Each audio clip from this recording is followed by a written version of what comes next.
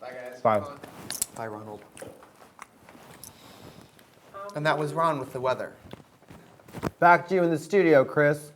Chris is just jerking off. I have a question. I have a question. Oh. How can we be lovers if we can't be friends? How can we start over when the fighting never ends? I didn't think you were gonna get that.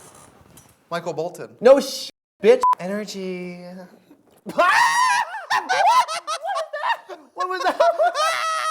You know, like other dudes before they start, they're like, okay, energy. Energy. Oh, that's Energy. that's frightening to me. That's frightening to me.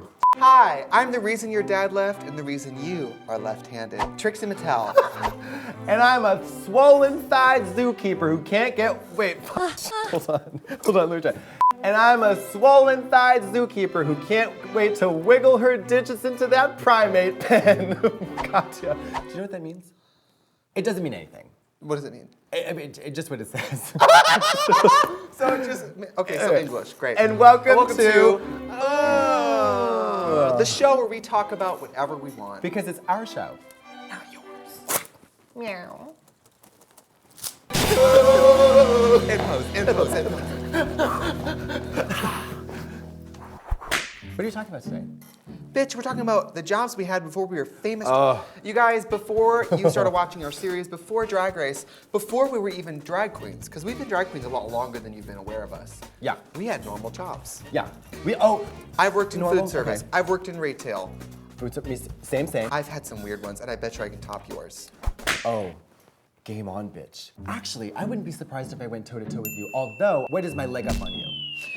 Well, let me start from the bottom. My first job, Okay. I was a 14-year-old ice cream scoop. Okay. I wore a visor. I was punk at the time, so I had a mohawk, Converse, sweatbands, chains, scooping ice cream for happy people at the beach. Out of a truck, van, or a shack? In a shack. Shack. Yep. By the way, scooping real ice cream is physically demanding. Oh, absolutely. Like 10-gallon buckets or whatever of Yeah. real frozen dairy ice cream Oh, in it's- Wisconsin. yeah. I mean, you can slip and cut your hand and ruin the whole gallon of ice cream. Like, A lot of stuff on the periphery. yeah. Went through high school working as dishwashers, busboys, restaurants, but I was never for some reason trusted to be serving, hosting, or anything interactive. Groups of guys from the city would come and they would probably want to get waited on by teenage girls more than they want to get waited on by pimply teenage boys. Do you know what I mean? That's kind of gross, but You're so like a Hooters situation. pretty much, if it's like Jungle Jim's shack in Northeast Wisconsin, sure. of course these guys with snowmobile helmets and guns would rather get served Wait, by her Yeah, big instead titted of Brenda. Yeah, me, yeah. full Bridge open troll. acne and like, Bridge troll. can I take your plane? Oozing pus on the rice pilaf. Eating food off the plate, yeah. You worked in retail, I like retail. I don't just like talking to people, I also weirdly like restocking, counting money. I like everything about it. Are you a good salesman? Yes, I'm a great salesman. When I was a makeup artist, I had the #1 sales at everywhere I worked. Aggressive? Relentless? Were you abusive? No, I was real. I was really good at like, it says this, but I'm gonna be real with you. And it's like a 6-hour wear, not an 8. Oh, okay, and they're like, oh, I like you, I'll take 3. Yeah. That's Or what for it's some like. reason too, women like getting their makeup done by guys. I think it makes them feel progressive. Oh, honey, my gay guy at the counter, honey, set me up, honey. Oh, honey. Honey. What woman talks like that? What woman talks like I think you know. Yeah. Sharon Stone. Whatever happens in my real life, I take that shit straight to work with me. I one time, bitch, I'm not kidding. When I worked at the mall, I was doing someone's makeup once, and it was right after a breakup, and Katy Perry, The One That Got Away, started playing, and I started crying so hard that I had to stop. Can I ask you? I was in mall lighting crying. If don't touch me. That song resonates with me. You know, I've been fired 4 times. How many times do you think I've been fired? Probably none. Once. And From the drag store? No, under false pretenses. What happened? Pablo, get into this gig. Worked at a tea shop, and my 2 secret lesbian manager bosses, secret lesbian, had a secret affair that they kept under wraps, except I sniffed it out because I'm who? Did they whisper a lot? Well, yeah. Did they like cup their dry lips with their It was rugged like hand? it was like a full-on like Egyptian hieroglyphic like in profile. They thought I stole $2,000 in cash out of the thing, and I didn't do it. But then they made me the scapegoat. I then went on to work at the drag store, from which I stole upwards of So you got 18,000. someone. Oh yeah, they got me, and then I got, and then I got them got. The makeup company that fired me, I mean, I was devastated. Cried Were for you really? days. I was The makeup company devastated that too. fired me, now sponsors me. So Full circle. oh yeah, bitch. How about this though? I love it when you can add insult to injury in a scenario, like getting fired, because when I had the phone call with corporate, I also had this incredibly embarrassing rash all over my face that turned out to be psoriasis. And so I was sobbing in the parking lot of Boston Medical Center, covered in face lesions, on the phone getting fired, while I was living in a closet in JP. When I moved in, there was a Nalgene bottle filled with piss there, and I paid $250 a month because I did work around the house, but that's neither here nor there. It was full tilt humiliation. I loved it. I suffered a legitimate injustice. You know how many times people get fired for the wrong reasons, get jailed for the wrong reasons? I mean, you know. Everybody's like, my boss is crazy. That's like when people break up and they're like, my crazy ex. Or my crazy Maybe roommate. Maybe it's you, Linda. Yeah, especially with the roommate situation. Oh, bitch, I always get stuck with bad roommates. He's like, you're the bad roommate, you idiot! Ooh. It's you. It's you, Brenda. Anyway, you know, because when you work in sales, there's like kind of a formula. Sure. There's a science and an art to selling, and I believe that to be true. Absolutely. It's both artistry and also talent. But here's the You can't teach people to sell things sometimes. Some people just are natural showmen. In effective communicators, it is indeed a performance. Yeah, it's a talent. I was like, What do you want to get your hands on? bonjour, you rotted cunt. How can I fix that ugly face? Would you like to work in makeup?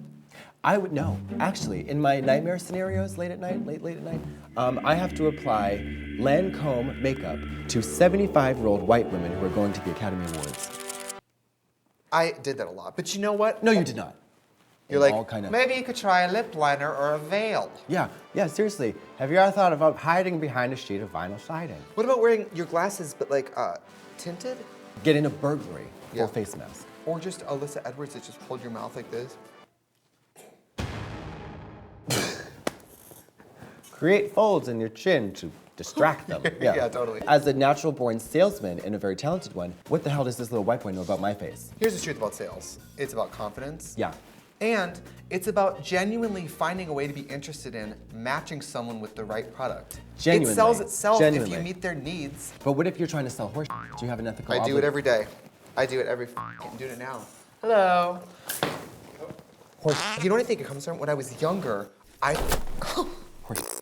thought it was really glamorous to work on QVC. The women and everyone was so beautiful, don't you think? I And think when I saw the gay makeup artists come on and be like, you know, I'm not gonna It's say, oh, supernatural. honey, but they would have like women and they would like show how to do like a skin demo and it would be like, look how beautiful, and the way it was lit. Yeah. That's Hollywood at its finest. There's some release in having a job that is not your dream job because you do get to go home and not think about it.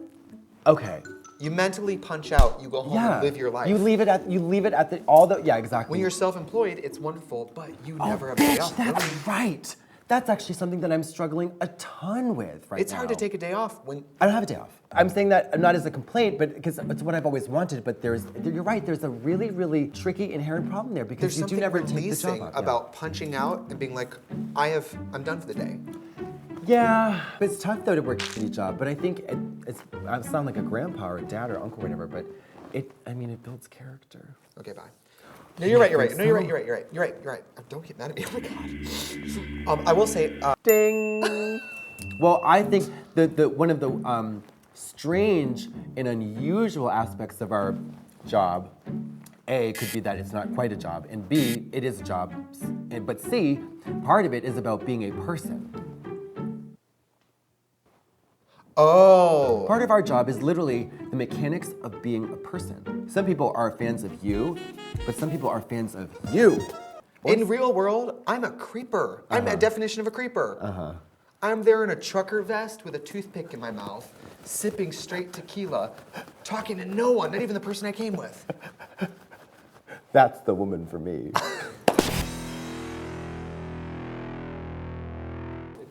So if you guys see me in real life and you want to speak to me, honestly, Don't. want me to change my tune? If Don't you offer do me it. a drink. Yeah. Offer I am her a always drink. I don't want to be, I just want to hang out by myself tonight. And someone's like, can I buy you a drink? And I'm like, oh my God. Yeah. Yeah. Create folds in your chin to distract them. Yeah, totally.